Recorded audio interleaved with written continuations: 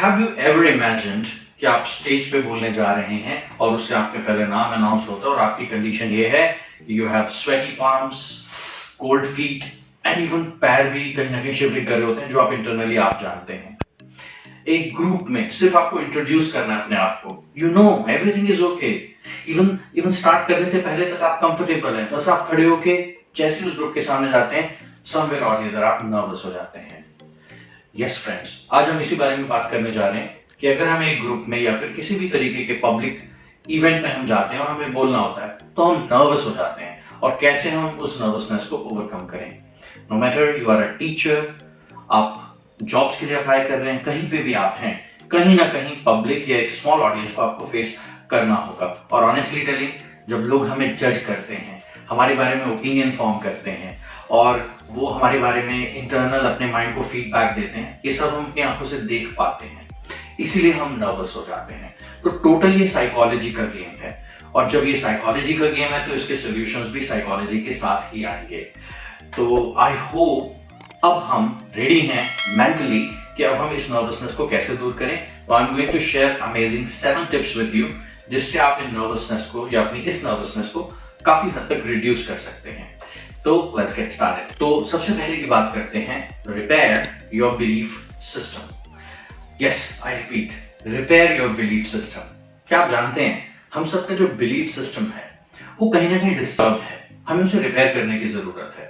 I give you an example. देखिए, जब दो लोग आमने सामने दिखते हैं, यू नो, जंगल में एक लायन आ रहा है और इधर से एलिफेंट आ रहा है, तो लायन जब एलिफेंट की तरफ देखता है और एलिफेंट जब लायन की तरफ देखता है, तो दोनों के दिमाग में कुछ केमिकल लोचा होता है, यानी कि दोनों के दिमाग में वो सोचते हैं क्या, यू नो, एलिफेंट देखता है ट्रबल, प्रॉब्लम, और लायन देखता है फूड, वाओ।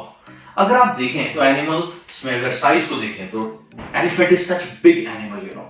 अगर वो एक बार अपने आप से, अपने बिलीफ सिस्टम से ये कहे कि नहीं, I can save my self, मैं एक पैर भी इसके ऊपर रख दूंगा, ये गया, राइट। तो you all have to understand, जब आपको स्टेज पे बुलाया जा रहा है या जब आपको ग्रुप में एक टॉक करनी है, सबसे पहले तो ये बिलीफ सिस्टम को स्ट्रांग रखिए कि ये लोग जो मुझे सुनने बैठे हैं, ये एक्चुअली मुझे सुनने बैठे हैं, ये मुझे जज करने नहीं बैठे हैं, ये मेरे बारे में कुछ ओपिनियन फॉर्म करने के लिए नहीं बैठे हैं। ये सब जो है ये आपके खुद के दिमाग में चल रहा है, उनके दिमाग में नहीं चल रहा है, राइट। तो जैसे एलिफेंट को अपने बिलीफ सिस्टम को रिपेयर करना है, तो शायद उसे, मतलब उस प्रॉब्लम से बचने के काफी ज्यादा चांसेस हो जाएंगे। सिमिलरली, जब आप इस बिलीफ सिस्टम के साथ जाते हैं, नो, ये लोग मुझे सुनने बैठे हैं and I am really going to give them a good talk, या जिस भी सब्जेक्ट के ऊपर मैं बोलने जा रहा हूँ या जिस चीज के लिए मुझे बुलाया गया है, I will be confident. So you have to say to your belief system again and again, होगा होगा होगा, जरूर होगा, I will be good, I will be better, I will be good, I will be better. And इसको मैं आपको simple एक example से समझाता हूँ। The greatest of all time, Muhammad Ali, the boxer, you know, उनसे इंटरव्यू में पूछा गया था, क्योंकि वो बॉक्सिंग की प्रैक्टिस करते टाइम हमेशा अपने आप से बोलते थे, I am the best, I am the champion, I am the best, I am the champion. तो जब उनसे पत्रकारों ने पूछा कि आप इतने घमंडी क्यों हैं, उन्होंने कहा, ये आपको दिखता मैं घमंडी हूं, सॉरी, ये मैं अपने खुद के बिलीफ सिस्टम को रिपेयर करता हूं, क्योंकि मुझे भी डर लगता है, मेरे से लंबे लंबे बॉक्सर्स हैं, मेरे से ज्यादा ताकतवर बॉक्सर्स हैं, मुझे बार बार अपने आप को बिलीव कराना पड़ता है कि नहीं, मैं चैंपियन हूं और मैं द बेस्ट हूं। So again I repeat, repair your belief system, और वंस नहीं, हर बार जब भी कभी किसी अपीयरेंस में जाना है, इसे बार बार अपने आप से करना है। Number 2, notebook writing.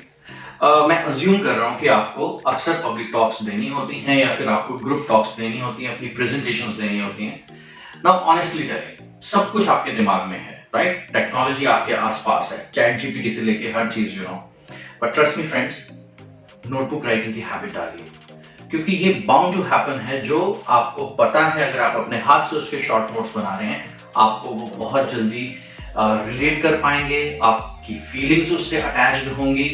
And trust me, even ये जो मैं आपके साथ बातें कर रहा हूं, मैंने भी अपने नोट्स बनाए हैं और मुझे पता है कि मुझे क्या बात करनी है किस पॉइंट के बाद।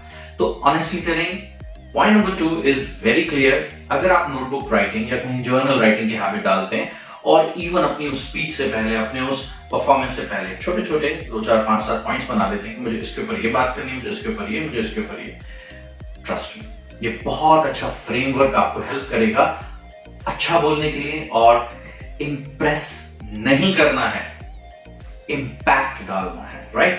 तो you do not speak in audience और you do not talk to people to impress them, you are there to impact them. And trust me, जहां आपके दिमाग से ये इम्प्रेस का गेम हट गया, पक्का इम्पैक्ट जरूर आएगा। तो आपको इम्प्रेस नहीं करना है, इम्पैक्ट करना है, right everyone? So this brings me two point number 3, shallow boxing. क्या आपने देखा कभी बॉक्सर्स को, वो ऐसे ऐसे ऐसे हवा में प्रैक्टिस करते रहते हैं, कभी पंचेस को यूं मारते रहते हैं, इसको शैडो बॉक्सिंग कहते हैं। दैट मींस कोई है नहीं, लेकिन फिर भी हम शैडो से बॉक्सिंग कर रहे हैं अपनी मसल्स को स्ट्रॉन्ग करने के लिए एंड अपने आप को गियर अप करने के लिए, अपनी बॉडी में एजिलिटी यानी कि फुर्तीलापन लाने के लिए।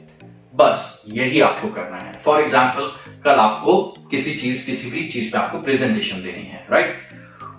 कोई मैटर नहीं करता कि अगर आपके घर में 2 लोग हैं, 3 लोग हैं, 1 लोग हैं, उनसे सामने बिठाइए और उनसे कहिए आप किसी भी तरह की रिश्वत दे सकते हैं कि एक पास्ता मिलेगा, एक चॉकलेट मिलेगी, बस ऑब्जर्व करो मैं कैसा लग रहा हूँ, मेरे को बोलते टाइम किस किस बात पर ध्यान देना चाहिए, क्या करना चाहिए क्या नहीं। और सेम टॉक जो आप कल करने जा रहे हैं, please give them one talk.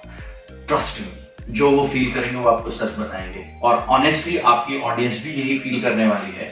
चाहे आप फ्रेंड्स के साथ करें, अपने फैमिली के मेंबर्स के साथ करें, बच्चे जितने बड़े छोटे मैटर नहीं करता, उनसे बस एडवाइस ऑनेस्टली लीजिए, क्या चीज तुम्हें गड़बड़ लग रही थी जिसको आप अपने अंदर रिपेयर करने की कोशिश करें। एंड देखिए नेक्स्ट डे जब आप वो टॉक करेंगे, आपके पास पहले से ज्यादा बेटर कॉन्फिडेंस होगा क्योंकि आप ऑलरेडी उस टॉक को कर चुके हैं रियल और लाइव लोगों के सामने।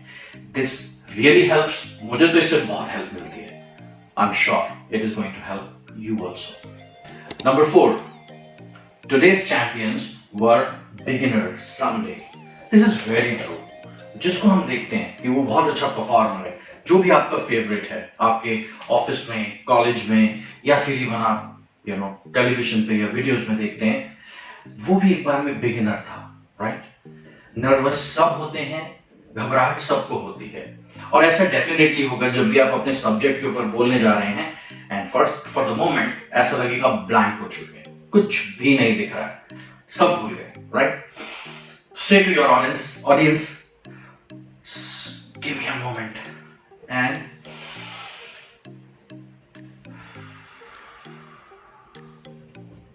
Take a deep breath, trust me it helps. और जब आपने अपनी ऑडियंस से कहा ये, say it with a smile, trust me आपको भी स्माइल मिलेगा, क्योंकि जब आप कुछ दिल से बोलने की कोशिश कर रहे हैं और आप रियली कनेक्टेड है लोगों से, लोग भी आपसे कनेक्टेड होंगे।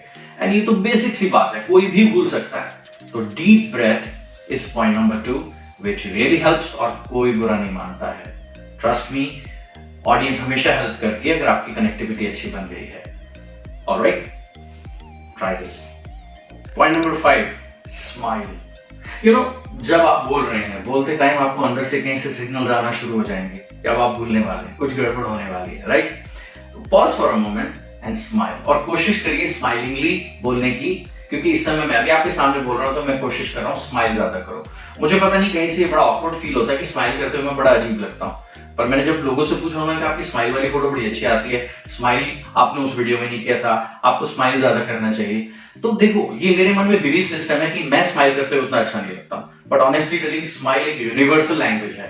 दुनिया में आप किसी भी कंट्री में चले जाइए और आपको उनकी भाषा नहीं आती है, एक बार देख के उनकी तरफ मुस्कुरा दीजिए, पक्का रिप्लाई में स्माइल नहीं आएगा, right? Smile is a universal language. तो अगर आप स्माइल करके बोल रहे हैं, बहुत लोग आपसे कनेक्टेड फील होंगे। जैसे मुझे ये बिलीफ सिस्टम में, मैं फिर बोलूंगा, ताकि मैं स्माइल करते हुए नहीं, बट अब मुझे लोग जो फील करते हैं, जो वो मुझे फीडबैक देते हैं, मैं वो करता हूं और इससे मुझे बहुत अच्छा रिजल्ट मिलता है। तो आप भी ये करिए, इट रियली वर्क्स।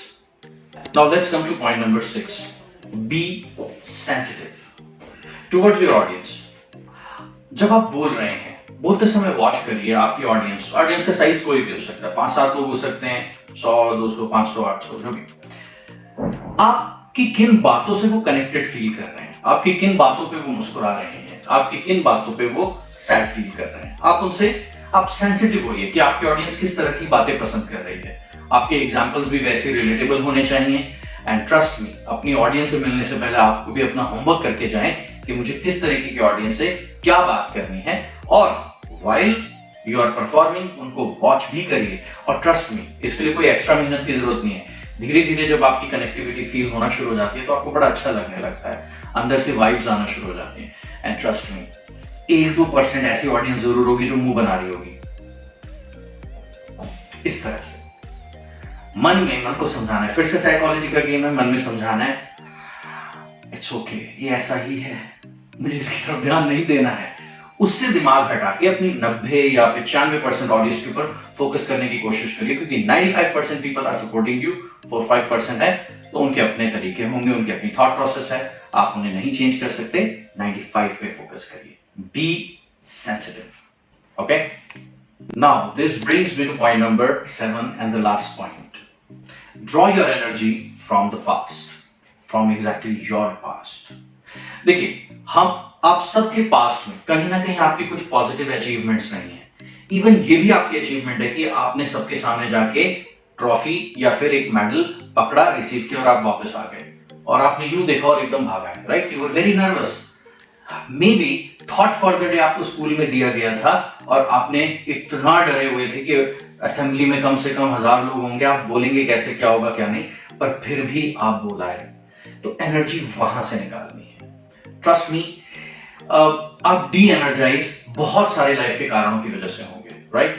आपको एनर्जी रीगेन करने के लिए पास्ट की किसी न किसी अचीवमेंट को पॉजिटिव सोचना होगा।